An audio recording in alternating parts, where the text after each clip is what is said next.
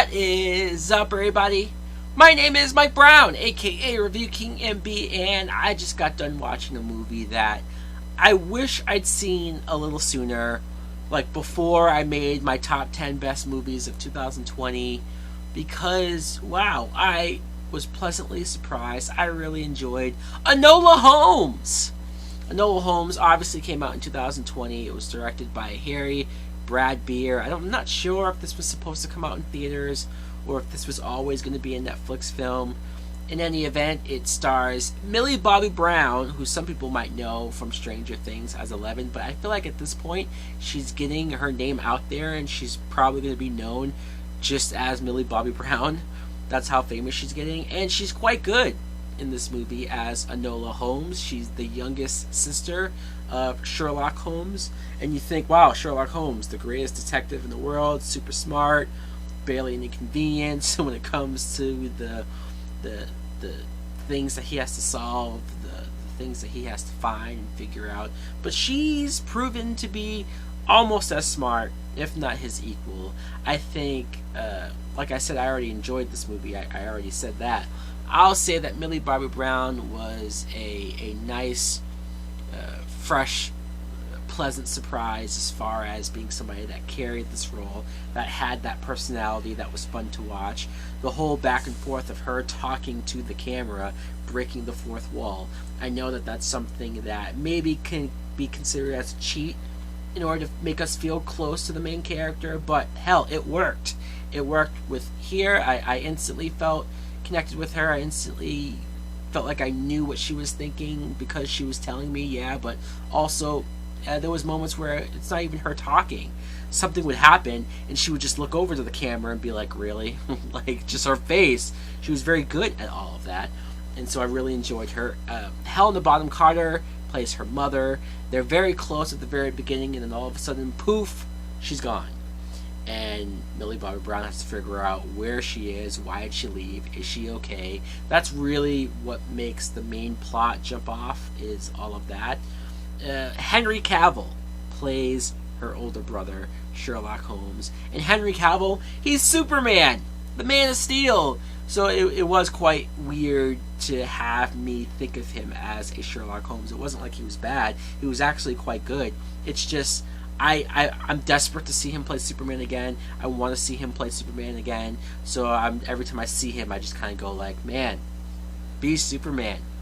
But he was good in this movie. Sam Claflin plays Minecraft. He is, I guess, the villain. I mean, he too is the brother of Sherlock and Enola, but he's in that phase of where like nobody really gives a shit about him. Let's be honest. And he takes Enola as his ward, so he feels like he's in charge of her, in control of her, while the mother's gone. He's in control of her finances, the money that was left for her. He treats her like crap. He sends her off to boarding school. I think he slaps her at one point, or maybe that was the boarding school mother who slapped her. Either way, he's not a good dude. Doesn't really care about her best wishes and interests, not in the way that Sherlock does. If only Sherlock wasn't so damn busy, maybe he would take her up as a ward for himself. A big, I don't want to say side plot, because it ends up being the main story of this film, because you think she's just going off looking for her mother, and I think that movie would have been just as interesting, just as good, but they take a detour when she gets introduced to Tewksbury, played by Louis Partridge, an actor that I'm not really familiar with, but he was fine in the role that he was. At first, I was rolling my eyes thinking, okay, of course you have to have her meet a young boy, they have to fall in love, and they have to have all of that. And some of that does happen, but I thought it was a lot more interesting with him on the run, because somebody in his family wanted to kill him and take him out because he was the next and heir of his royal family, and so you had all that going on. You had her trying to protect him. It was her being the hero to this kid, this dude. Roles reversal. I thought that dynamic was way more interesting than it had a right to be.